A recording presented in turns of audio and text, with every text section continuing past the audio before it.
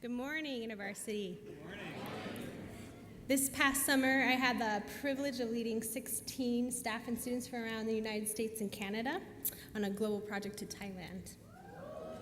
The team divided into 3 smaller teams, and we partnered with various ministries around the country, including a ministry called The Well, which reaches out to bar girls in the downtown part of Bangkok. And these bars cater to Western men. You see, Thailand is rated number 2 in the world for prostitution, as there's 300,000 to 2.8 million women involved in the sex industry. And 90% of the men receiving services are Thai.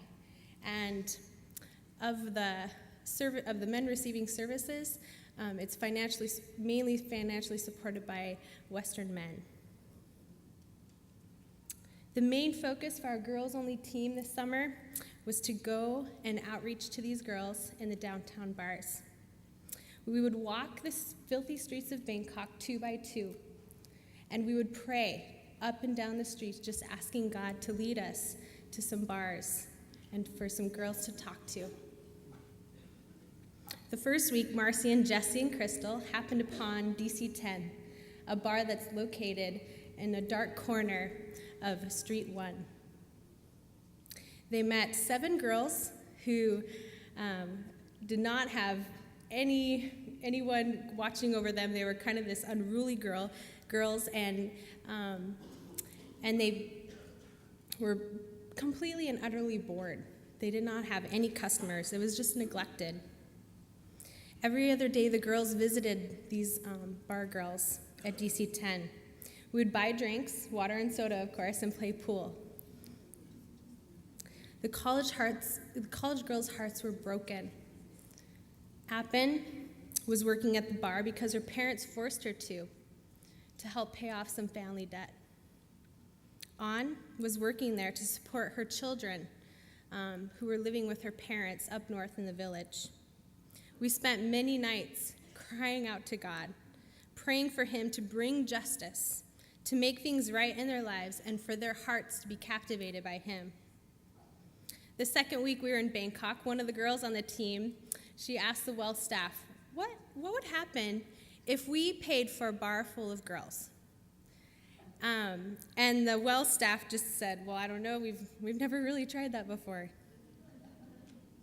Our entire team spent a whole week just planning and scheming, asking God just to provide a way for us to pay for these girls and take them out.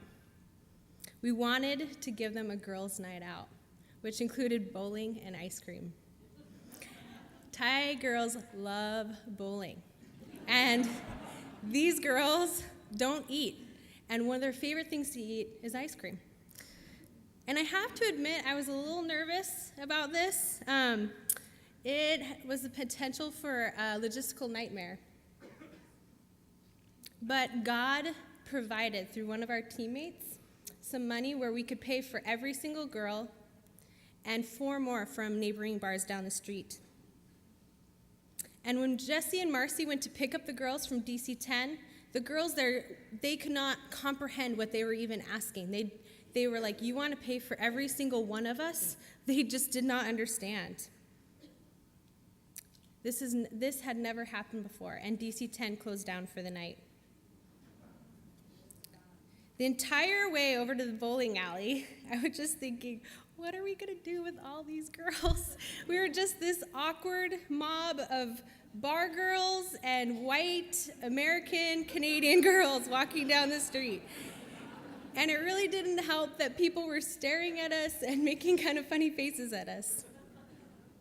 And I also felt this huge pressure for helping these girls, as they did not want to be working in the bars. One girl, Dee, she had the saddest look on her face. It looked as if she would cry at any moment. And her sadness completely broke my heart. But as the night progressed, I saw something beautiful happen. The girls' countenance became softer as the girls were dancing and they were laughing and bowling, and we weren't really good bowlers, but we had fun. The walls and the barriers seemed to come down.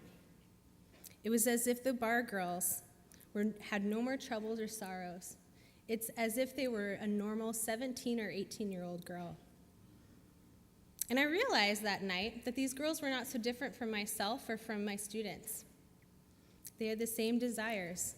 They wanted to be loved, they wanted to be secure, and they wanted to live freely. The only difference was that we were born in America or Canada, and that our parents loved us and took care of us. That night, I also felt that God gave me a glimpse of what he wanted and intended for these girls. He desired to lavish his love upon them, even if it was through bowling and ice cream. And we were able to explain that to the girls as they heard the gospel for the first time that night.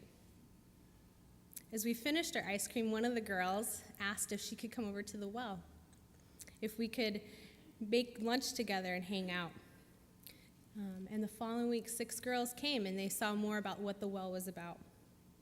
And several girls wanted to quit. They couldn't because they had debt to pay.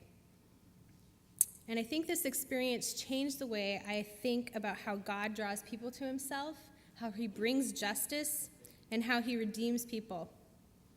That God uses imperfect people like us with broken accents and a very small Thai vocabulary. He poured his favor out on those girls that night when most of the time they just work and they sleep. That's all they do. He gave them a taste of what he wants for them, and it was beautiful to watch them enjoy it. And the story doesn't end. Sometime this year, all the bars on Street 1 are closing down because they do not have enough business.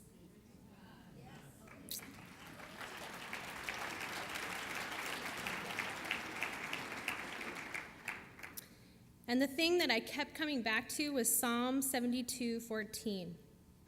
He redeemed their life from oppression and violence, and precious shall be their blood in his sight.